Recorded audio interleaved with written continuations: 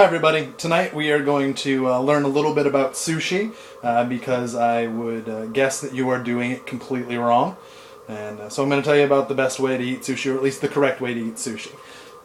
Everybody has their own distinct style of eating it. Some people love to mix up all their wasabi and their soy sauce and all that kind of stuff. If that works for you, please don't take this as you're doing it wrong and you're terrible and you'll never enjoy your sushi. If that's what works for you, please do it. But what I'm going to show you is the kind of the accepted, appropriate way to eat sushi.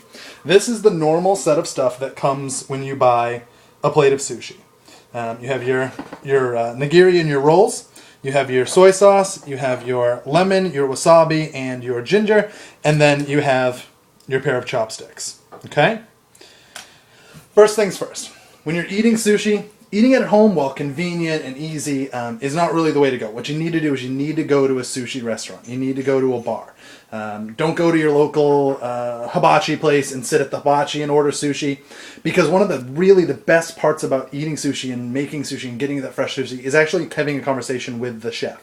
Talking to the guy behind the bar, asking what's fresh, what's new, what's his specialty, what does he love making, what does he absolutely hate making, what's the best thing on the menu, all that kind of stuff. So learn to talk to them. Sometimes there's a little bit of a language barrier, so bear with, but for the most part, it's a good suggestion to go to a bar and actually talk to them. Item number 2. I showed you all these wonderful things that they have. Take these, your chopsticks, and throw them away. No one eats sushi with chopsticks. No one should eat sushi with chopsticks. A sushi that is made appropriately is usually very fragile. And the second you pick it up with a pair of chopsticks, it should fall apart.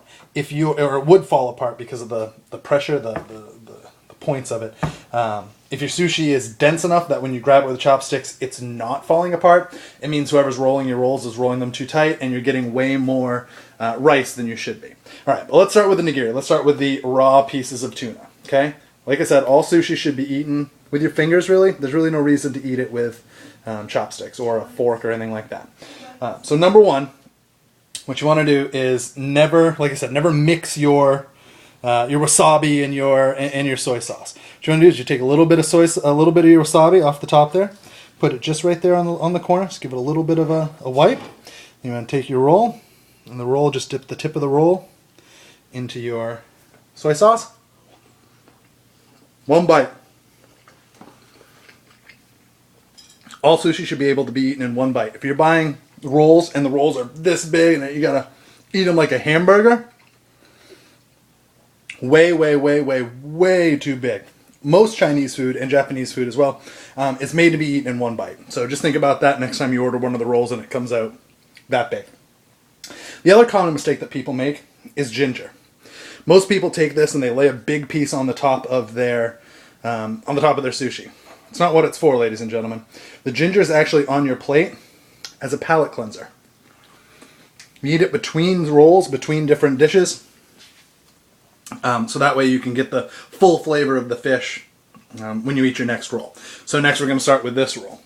The rolls are very similar. Again, you want to take a little finger of your wasabi, if that's what you're going to use.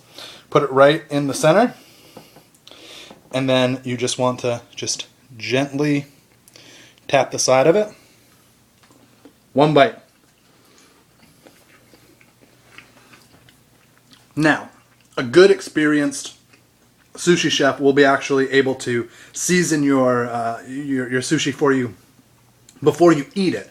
That's why I'm saying don't use a lot of wasabi or don't use a lot of soy sauce, because a good roll or something like that is usually seasoned well by a great sushi chef. If you're buying your sushi at Walmart or Piggly Wiggly or some random thing, yeah, you may have to season a little bit more. You may have to pay a little bit more attention to what you're doing as far as flavor, but a good chef will know what they're doing. The other thing that we haven't talked about today, and I don't have here on my plate, are hand rolls, which is a whole different sushi eating experience. If you've never had a hand roll, next time you're at a sushi bar, think about ordering one. They're incredibly interesting to eat, and I hope Mike can get some next time, and I will show you all about those and all the things that you need to know. Okay?